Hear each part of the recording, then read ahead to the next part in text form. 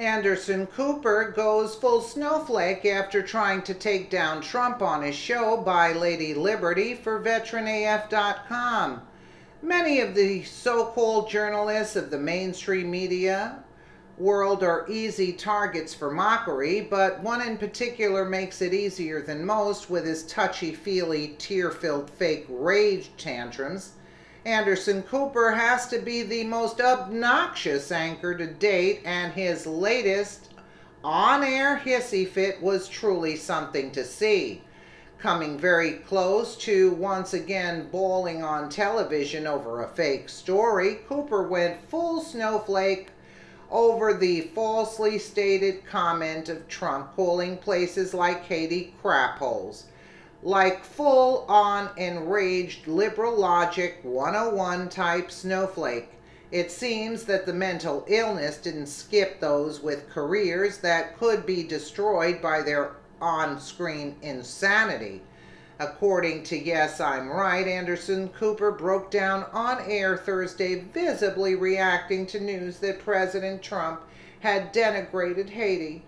The President of the United States is tired of so many black people coming into this country, Cooper said, tears welling in his eyes.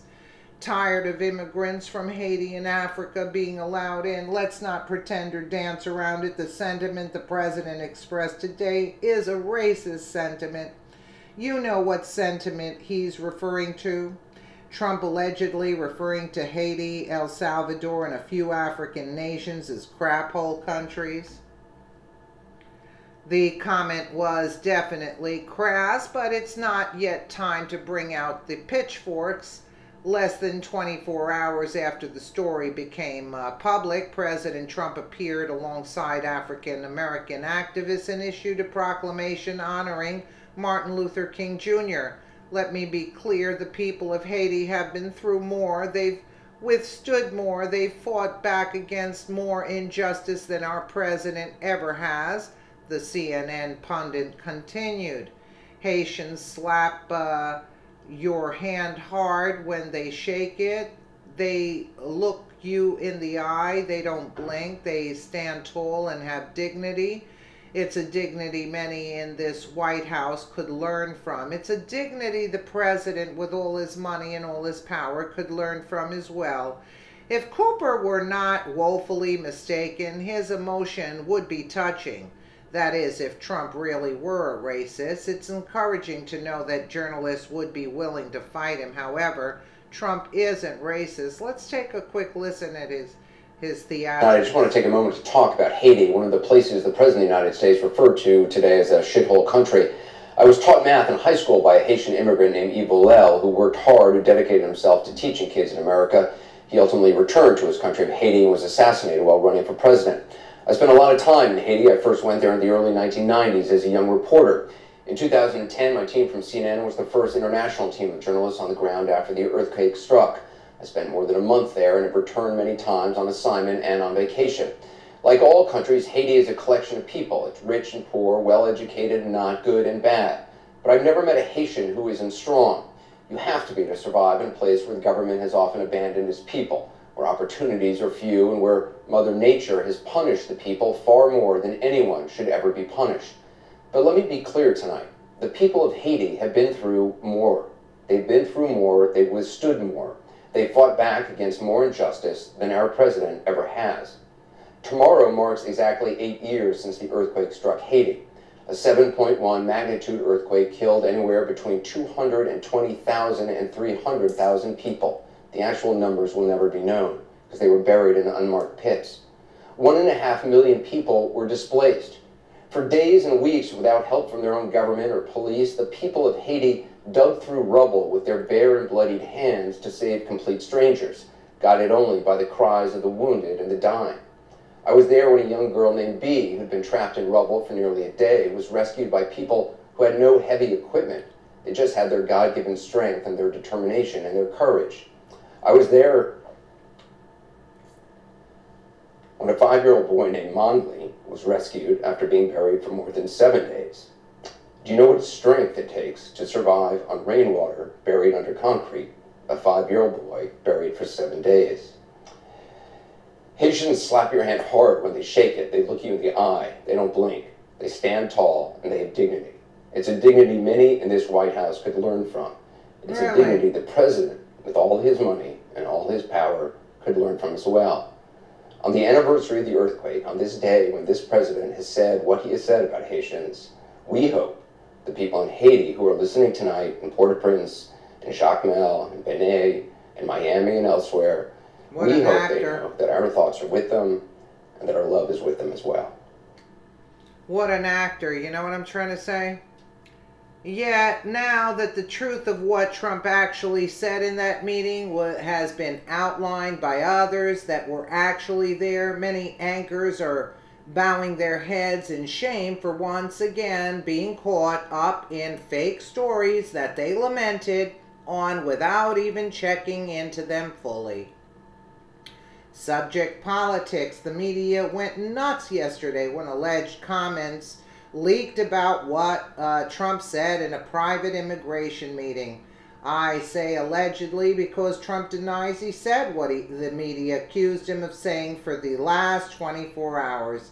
It has been non-stop coverage of Trump and his comments, and the media has reacted in typical fashion. They bashed. But they don't mention Hillary stealing, robbing the money, right? They never mentioned that. Joe Scarborough said about Trump, let me just say everybody knows that granddad and grandma and people with early onset of dementia, I know this, say things that they would have never said 5 or 6 years ago. Just ask members of my family and my mom about how they'll say stinging things about you or other people. I'm just saying. Stephen Colbert, Trump reportedly said, why are we having all these people from bleep hole countries come here? Sir, they're not bleep hole countries for one. Donald Trump isn't their president. Am I right? Yeah, add a little humor there. Donnie Deutsch said if you take Charlottesville and his blessing and love of our or kinship with understanding there are nice Nazis out there, if we take his implied support of a pedophile, what pedophile? And now if we take his this additional very clear racist thing, he is an evil man. We don't talk about that a lot. We talk about his insane, he's insane, he's crazy, that's evil. This is just an evil, evil man. Well, that is, you know, it's unbelievable.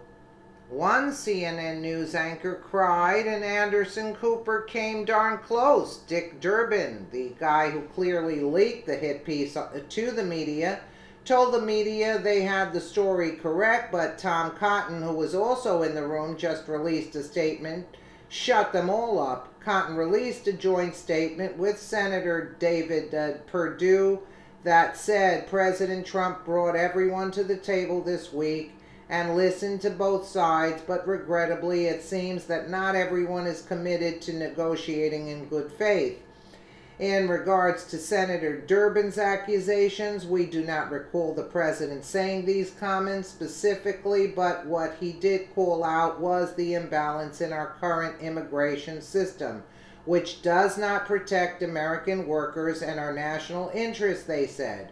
We, along with the president, are committed to solving an issue many in Congress have failed to deliver on for decades. Just wow. How many times can these anchors propagate fake stories with pretend outrage until they are all fired and replaced with people who can at least research a rumor prior to going all out crazy on their respected shows? I mean, at this point, we need to petition that these news stations come with fake news warning labels for all of the other mentally ill liberals out there to fall for this stuff. I wonder how many will issue a retraction in the coming weeks or coming week. Get over it, people. If someone says that Trump said it, the chances are that he didn't. Be assured, if he has something to say, he will have no issue with saying it himself publicly. Absolutely. And I'm going to go a step further. I could care less if he did say it. I don't care. It is a crap hole. Believe me. Yeah. Don't you see the pictures? He doesn't want America to be another crap hole like that, you know? And if Anderson Cooper was so concerned, how come none of the news stations are talking about the money that Hillary stole from them? I mean, really? That's the culprit in all of this. And she comes flaunting herself out and references Trump. How dare she? How dare she, and how dare these other ones? And this is what they love. They love any little thing. Like if somebody wants to really bash somebody, they can find a million things to bash somebody about. But look, say it about the real issues. I mean, not this. And even if he said it, okay, he just spoke off the top of his head. He was talking about immigration. Let's say he said it. Who cares? Who cares? We love President Trump because he stands by the people. And listen, if you're not in a good place, you can't help anybody else. So he wants to get America in a good place, actually a great place. So this way America can help people. But if you don't take care of yourself first, you can't help anybody. That's the bottom line. Let me know what you guys think in the comments below. And again, thank you so much for watching.